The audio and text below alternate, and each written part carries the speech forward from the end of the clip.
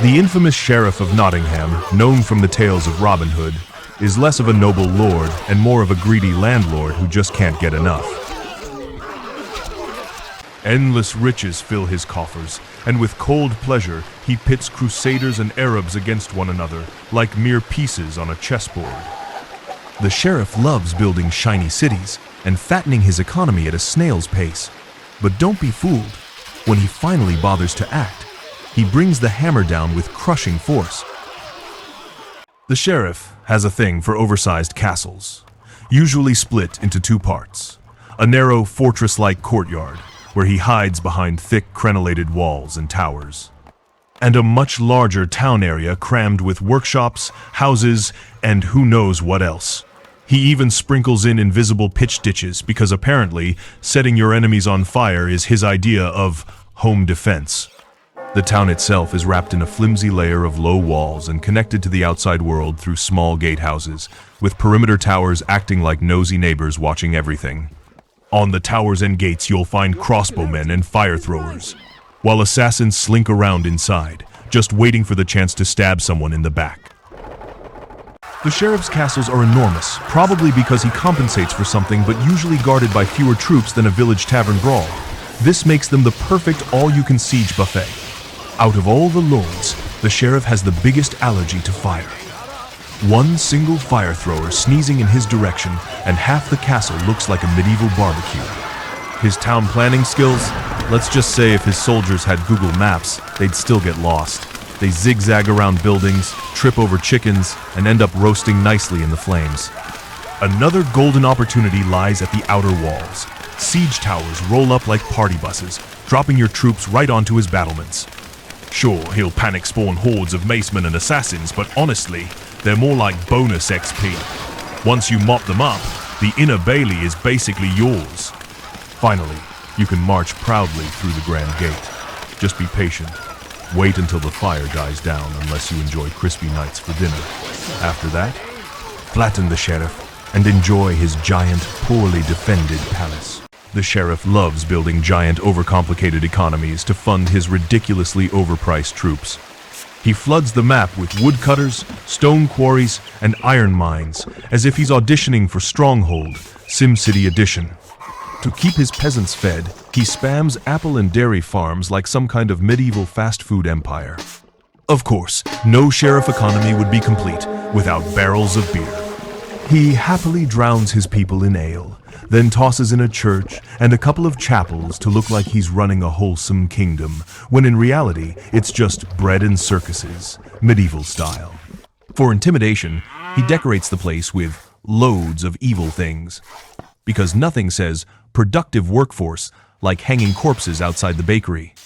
Meanwhile, he cranks up his weapon workshops to max speed, churning out gear for his macemen and crossbowmen like it's Black Friday at the armory. In short, the sheriff's economy is half Disneyland, half horror show, and somehow, it works just long enough for you to burn it all down. The sheriff takes forever to build his castle seriously. You could knit a sweater, raise a family, and still be waiting, so he usually avoids raiding until much later in the game. When he does act, he sends a handful of macemen who basically run around smashing random, undefended buildings like medieval vandals. They don't last long, but boy do they make a mess before dying.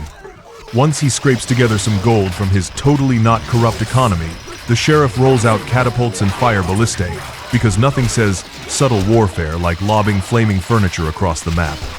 His macemen and crossbowmen also like to hang out outside the walls, mostly looking intimidating while getting set on fire. Eventually, the sheriff gets serious and launches a grand invasion. This mostly means endless hordes of macemen charging straight into your walls, as if brute force is a life philosophy. He sprinkles in some assassins for gate duty, slaves for ditch filling, and siege engineers for the heavy machinery. Oh, and his catapults sometimes fling cow carcasses because apparently biological warfare is fair game in the 12th century. To deal with this chaos, you'll need a fortress tighter than his budget on peasant wages. Load your towers with crossbowmen and catapults to slice through his endless maceman buffet.